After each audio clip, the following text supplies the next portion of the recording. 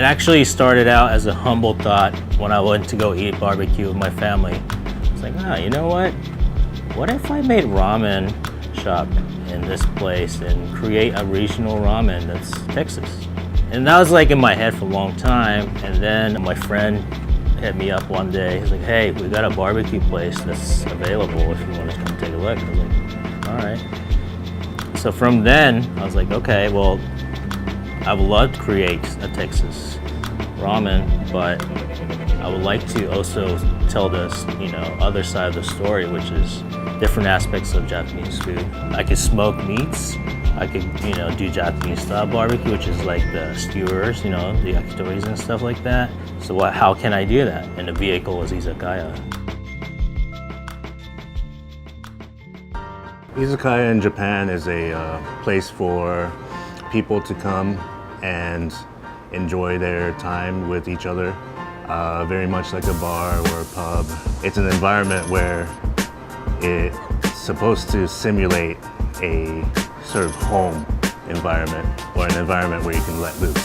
So the name Kemuri means smoke in Japanese.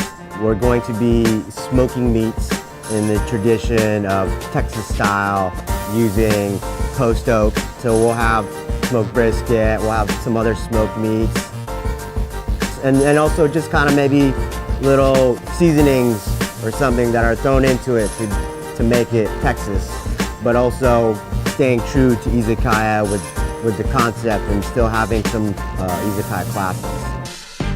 The izakaya classics are usually, I would say karaage is probably number one. Any izakaya you go, you definitely had fried chicken on the menu. There's gonna be some sashimi. We're definitely gonna try to push the boundaries a little bit on exotic stuff, because you can't really find the exotic stuff anywhere. The old school ones are like squid cured in its own guts and stuff like that. Just really funky stuff,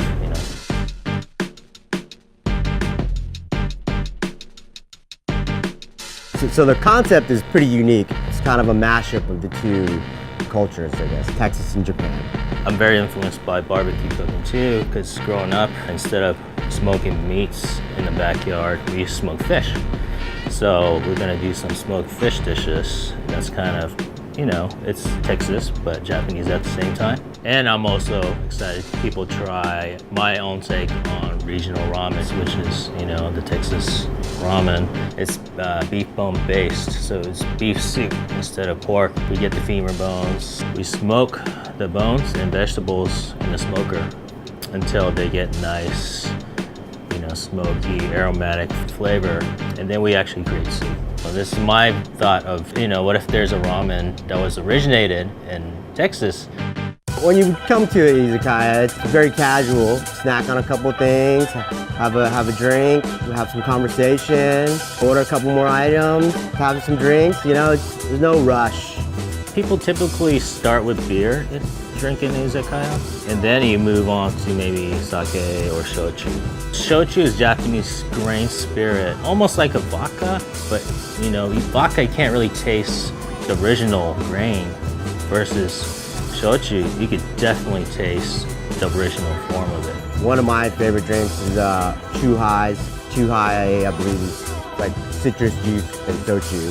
It's just really easy to drink, but it's kind of dangerous because you don't want to drink too many.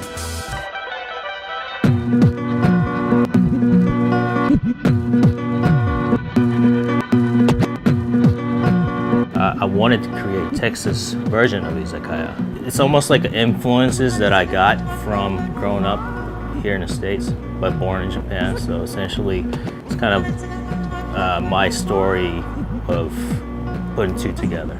Growing up here, there's a lot of weird, quirky, fun things, and feels like day by day it's kind of disappearing. And I wanted to kind of keep the charm a little bit and tie into history. I think izakaya should be very influenced by local things and ingredients. That's what makes it special. So this one, I wanted to create Austin version of izakaya.